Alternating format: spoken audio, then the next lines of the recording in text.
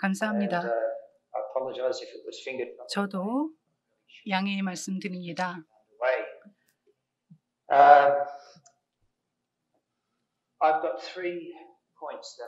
네, 오늘 발표에서 세 가지 점을 말씀드리려고 합니다. 저희 발표 제목은 EV 내비게이션의 미래인데요. 자, 그럼 첫 번째 슬라이드 보시겠습니다.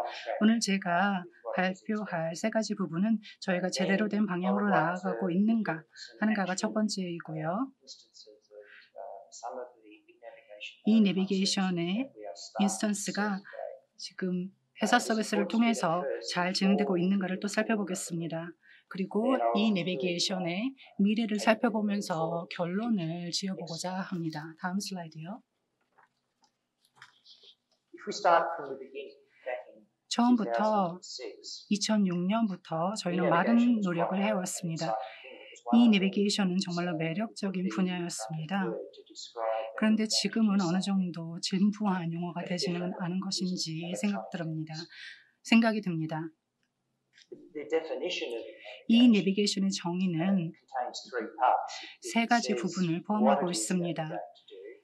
저희가 무엇을 할 것인지, 어떻게 할 것인지, 그리고 왜 해야 하는 것인지 이 세 가지 부분을 담고 있습니다. 제가 제안드리고 싶은 것이 있습니다. 즉, 어떻게 해야 하는 것인가 부분을 중점을 두고 제안을 드리고 싶습니다. 그리고 왜 해야 하는지도 설명을 해드리도록 하겠는데 지금까지 변하지 않은 부분입니다. 변해서도 안 되는 부분입니다. 저희가 시간을 많이 이 분야에 투자를 했고 그 시간 동안 왜 우리가 이 내비게이션을 해야 하는지는 취지는 변하지 않았습니다. 다음 슬라이드요. IMO의 전략 시행 계획은 2014년 처음 선을 보였습니다. 그리고 2018년 업데이트가 되었죠. 전략 시행 계획을 보면 5가지 우선순위가 포함되어 있습니다. 화면에서 보시는 바와 같습니다. 지금 빨간색으로 X표를 쳐놨고 또 초록색으로 체크 표시를 해놨는데요. 이런 기호를 통해서, 부호를 통해서 어느 정도는 이루어진 부분이 있고 어느 정도는 이루어지지 않은 부분이 있다는 것을 보여드리고자 했습니다. IMO에서는 표준화에 대한 가이드라인을 발표를 했고 이 내비게이션에 관련된 표준을 관장하고 있습니다. 그리고 인간 중심의 디자인을 관장하고 있습니다. 커뮤니케이션을 통한 정보의 공유를 강조하고 있습니다. 이런 5가지가 솔루션으로 제안이 되어 왔는데요. 최종 비전은 이런 솔루션을 바탕으로 하고 있고 저희는 이를 실현하기 위해서 나아가고 있습니다. 2019년까지 이러한 노력이 이루어져 왔습니다. 다음 슬라이드요.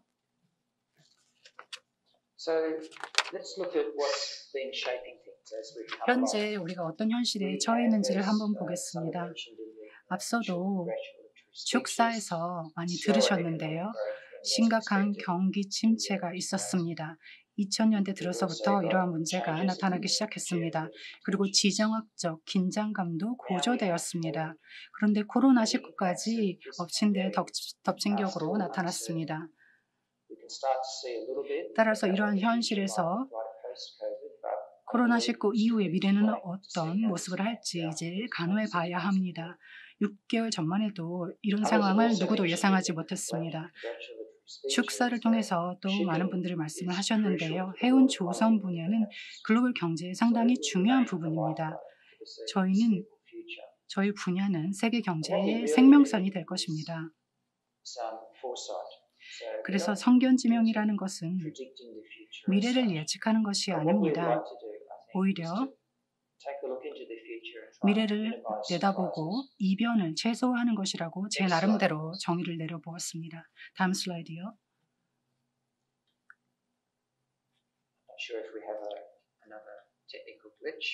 네, 좀 기술적인 문제가 또 발생한 것 같은데 우선 진행해 보도록 하겠습니다. 자, 그렇다면 어떤 영향이 해양산업에 발생하고 있는지를 보겠습니다. 제가 3가지로 우선 나눠보았습니다. 기후변화가 그중 하나인데요. 기후변화가 해양산업에 큰 영향을 미치고 또 선박의 항해에도 큰 영향을 미치게 됩니다. 따라서 현재 기후변화로 인해서 발생하는 문제를 보고 저희는 그 위에 대응하는 방식을 많이 취해 왔었습니다. 그런데 지역사회가 해양산업에 기대하는 기대치가 높아지고 있습니다. 그리고 연료도 많은 변화를 겪고 있습니다. 환경 문제와 연계돼서 그러합니다. 특정 지역에서는 선박의 운항이 최적화되어야 하고 최적의 연료를 사용해야 합니다. 이런 식으로 환경과 연계된 문제가 많습니다. 다음으로 기술의 변화를 통해서 물론 확실하지는 않지만 이 내비게이션을 논의할 때는 이 부분이 확실하지 않았었는데요.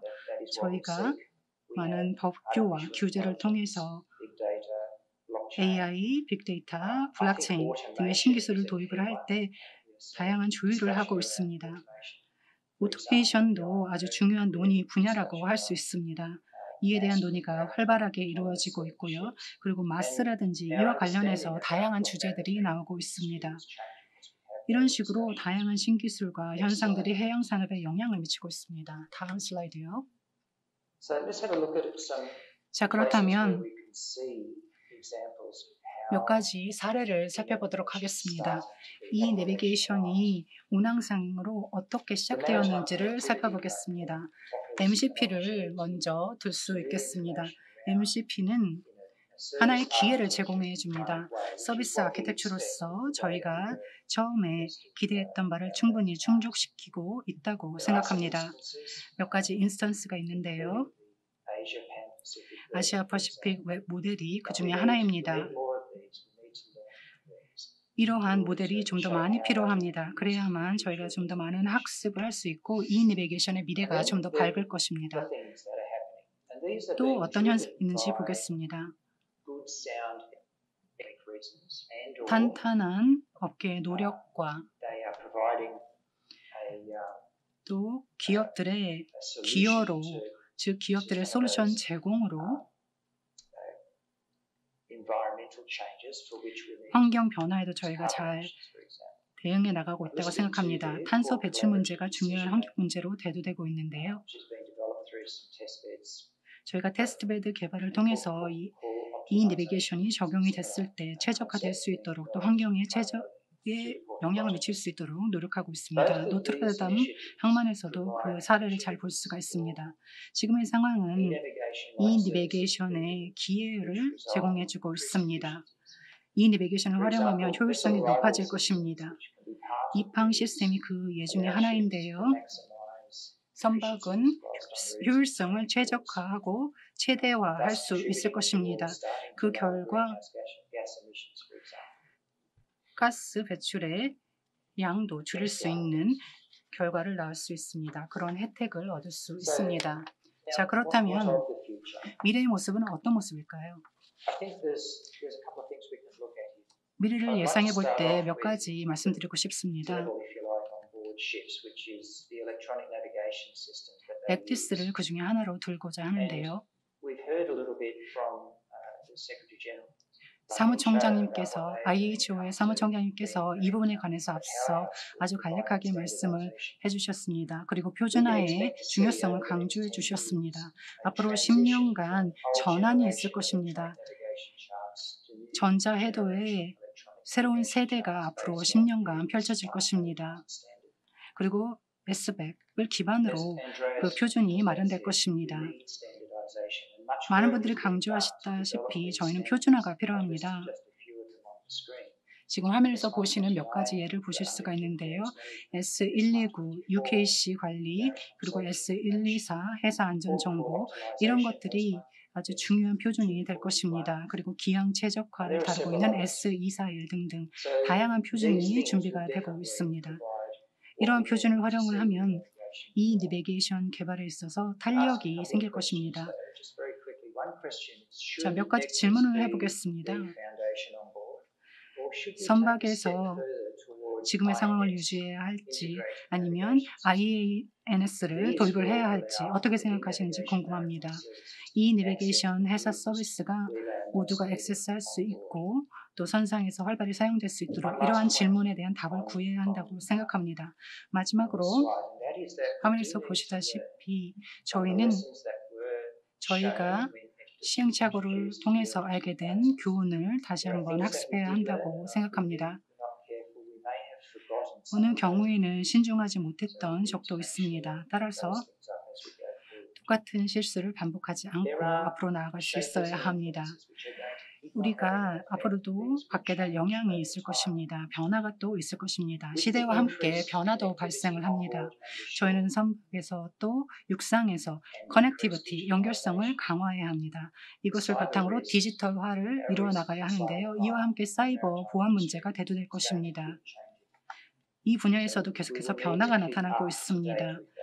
지금까지 많은 노력을 해왔던 것처럼 앞으로도 노력을 배가해야 되겠습니다. 다음 슬라이드요. 지금 업계를 한번 보면요. 저희가 가이던스를 마련했습니다. 사이버 보안을 강화하기 위한 노력이었습니다. 오토메이션은 또 다른 문제입니다. 계속해서 변화를 겪고 있는 분야 중 하나입니다. 오토메이션이 안전하게 사용될 수 있도록 해야 합니다. 그래야만 항해사들이 안전하게 작업할 수 있습니다. 오토메이션 산업도 이에 많은 도움을 줄 것입니다. 자동차나 차량 분야에서도 오토메이션이 점점 더 확대되고 있는 것을 볼 수 있습니다. 선박 분야도 마찬가지가 될 것입니다. 자, 다음 슬라이드요.